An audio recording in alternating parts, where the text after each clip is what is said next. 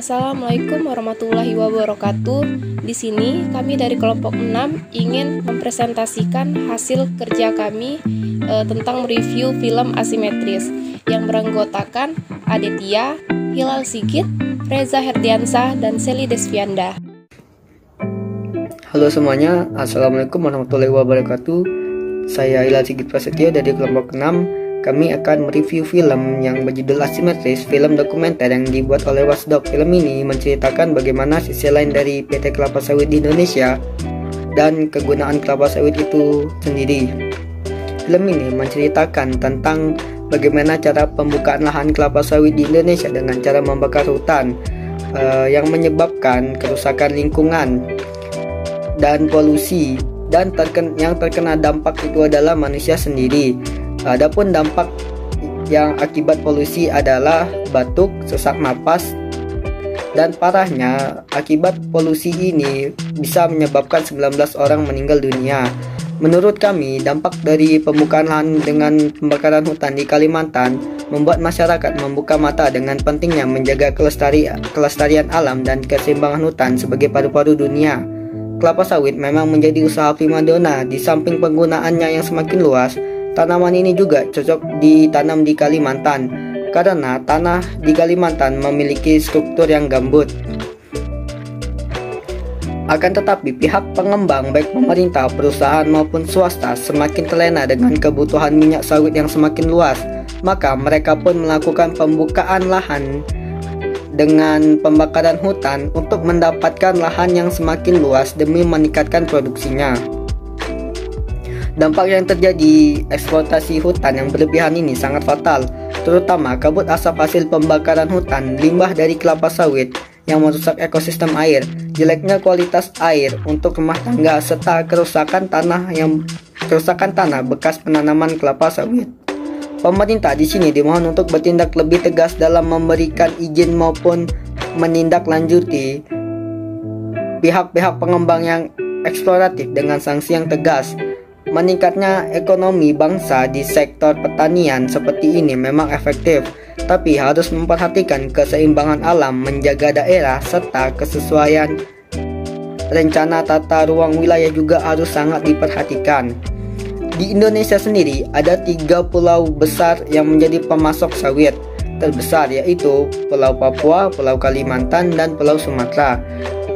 Kelapa sawit juga sudah menjadi bahan sehari-hari, salah satunya minyak goreng, sampo, dan biosolar. Di film ini juga menceritakan bagaimana buruh kelapa sawit dipekerjakan kurang manusiawi, di mana mereka hanya dibayar dalam sehari kurang dari 100.000, dan jika tidak menepati target maka akan dipotong. Dan ketika pulang pun para buruh kelapa sawit ini tidak diantar pulang, atau biasanya mereka berjalan kaki dari PT sampai ke rumah. Dalam film ini, dokumenter ini juga menggambarkan suatu dampak dari perkebunan kelapa sawit yang ada di wilayah Kalimantan dan Jambi. Tidak bisa dipungkiri lagi bahwa perkebunan kelapa sawit di Indonesia sebagai penopang ekonomi negara karena banyaknya kegunaan dari kelapa sawit itu sendiri. Tidak hanya keuntungan yang diperoleh, namun kerugian yang diakibatkan dari perkebunan kelapa sawit itu sendiri bagi suatu negara atau wilayah penanaman perkebunan kelapa sawit. Di Indonesia ini terdapat 25 PT atau perkebunan kelapa sawit seluas 11 juta hektar atau sama dengan luas Pulau Jawa. Untuk pendirian perkebunan kelapa sawit, lahan perkebunan sendiri hasil dari lahan gambut dan hutan yang digunakan untuk perkebunan. Akibat dari kabut asap tersebut mengganggu penerbangan dari Singapura dan Malaysia karena kabut asap tersebut terbawa angin sampai ke negara itu. Selain masalah ketimpangan kepemilikan tanah yang ada di sana, juga terjadi adanya pengambilan atau penyerobotan atau yang bisa disebut land grabbing.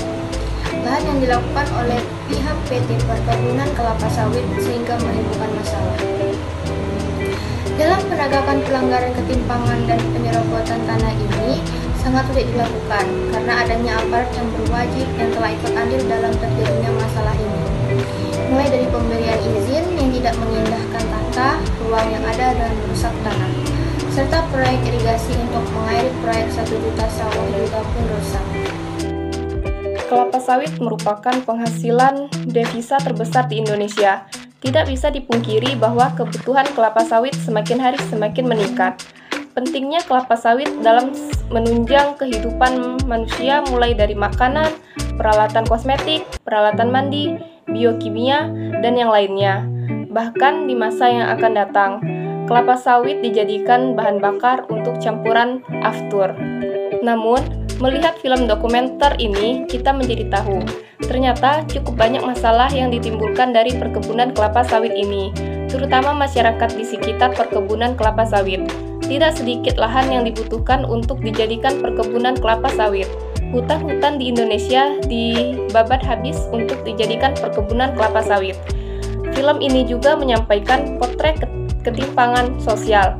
Pekerja wanita yang sudah lebih dan puluhan tahun bekerja akan selamanya dicap pekerja 30-50 ribu per hari.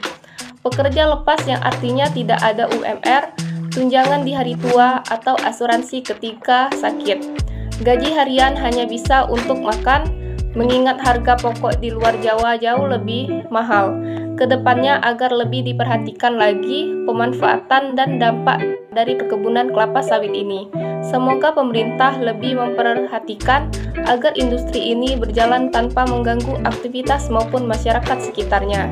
Kesimpulannya, Kalimantan yang sedang berada di puncak tragedi kabut asap, keduanya mencari tahu dan merekam apa yang sesungguhnya penyebab bencana lingkungan yang berdampak pada 69 juta jiwa manusia itu. Sorotan utamanya adalah kepada industri perkebunan kelapa sawit yang luasnya kini mencapai 11 juta hektar atau hampir sama dengan luas Pulau Jawa. Selain Kalimantan, kisah yang diangkat juga meliputi Sumatera hingga Papua bagian selatan yang tengah menghadapi masuknya perkebunan komoditas dunia itu.